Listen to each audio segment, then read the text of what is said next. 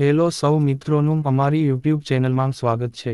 આજે આપણે એક એવા ગામ વિશે જાણીશું કે જો કળિયુગમાં ભગવાનને અવતાર લેવાનું મન થાય તો જરૂરથી ભગવાન આ ગામ વિશે એકવાર તો વિચારે જ।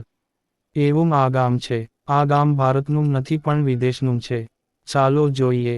હંગેરીની રાજધાની બુડાપેસ્ટથી લગભગ 174 કિલોમીટર દૂર આવેલું આ હંગેરીનું એકમાત્ર હિન્દુ ગામ છે અને સમગ્ર યુરોપમાં સૌથી મોટું હિન્દુ ગામ છે।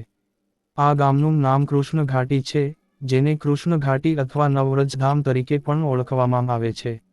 લગભગ 660 એકર વિસ્તારમાં ફેલાયેલા આ ગામમાં સનાતન ધર્મની પ્રાચીન અને પરંપરાગત પ્રથાઓનું પાલન કરવામાં આવે છે। અહીંની મહિલાઓ સાડી પહેરે છે, પુરુષો ધોતી કુર્તા અને પરંપરાગત વસ્ત્રો પહેરે છે। ખેતી માટે આધુનિક તકનીકોને બદલે બળદનો ઉપયોગ કરવામાં આવે છે અને બાળકો સંસ્કૃતની સાથે આધુનિક શિક્ષણ મેળવે છે। સત્યયુગની ઝલક આપતા આ ગામમાં દરેક વ્યક્તિ પોતાની દિનચર્યામાં સનાતનના સિદ્ધાંતોનું પાલન કરે છે। ક્રિષ્ના વેલી ગામ સંપૂર્ણપણે આત્મનિર્ભર છે, જ્યાં સજીવ ખેતી થાય છે અને મંદિરો સાથે આયુર્વેદિક કેન્દ્રો પણ છે। દરેક ઘર અને ઇમારત પર સોલાર પેનલ લગાવવામાં આવી છે, જેનાથી ગામ તેની પોતાની વીજળી ઉત્પન્ન કરી શકે છે અને તે કોઈપણ રાષ્ટ્રીય ગ્રીડ પર નિર્ભર નથી। ગામ તેની જરૂરિયાતો ગૌશાળા અને જૈવિક ખેતી દ્વારા પૂરી કરે છે અને હંગેરિયન સરકાર પણ ગામની પ્રશંસા કરે છે। આ ગામની સ્થાપના શિવરામ સ્વામીએ 1993 માં કરી હતી। શિવરામ સ્વામીનો જન્મ 1949 માં બુડાપેસ્ટમાં થયો હતો। 1980 માં તેઓ લંડન આવ્યા જ્યાં ભગવદ્ ગીતાથી પ્રેરિત થઈને તેઓ ઇસ્કોનમાં જોડાયા અને સનાતન ધર્મ અપનાવ્યો। તેમણે ભગવદ્ ગીતાનો હંગેરિયન ભાષામાં અનુવાદ કર્યો, જેના કારણે હજારો હંગેરિયનો સનાતન ધર્મ તરફ આકર્ષાયા।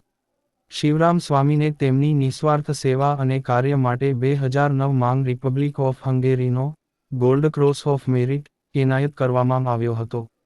આજે આ ગામ હંગેરીમાં એક મોટું પર્યટન સ્થળ બની ગયું છે। જ્યારે હંગેરીમાં દર વર્ષે મોટી સંખ્યામાં પ્રવાસીઓ આવે છે, ત્યારે 30,000મી વધુ પ્રવાસીઓ એકલા આ ગામને જોવા માટે આવે છે। અહીં દરેક હિન્દુ તહેવાર ખૂબ જ ધામધૂમથી ઉજવવામાં આવે છે અને હંગેરિયન સરકાર આ ગામને સંપૂર્ણ સમર્થન આપી રહી છે।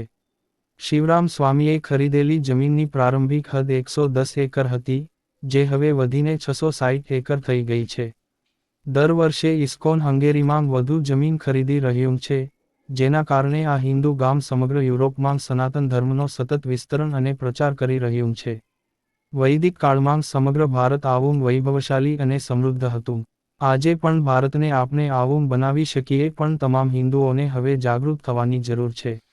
આજથી સંકલ્પ કરીએ કે આપણે બને ત્યાં સુધી આપણા ધર્મના લોકો પાસેથી જ ખરીદી કરવાનો આગ્રહ રાખવો।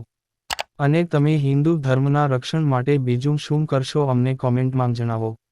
આ વિડીયોને લાઇક કરીને આપણે બીજા હિન્દુઓને પણ આ વિડીયો શેર જરૂર કરવો।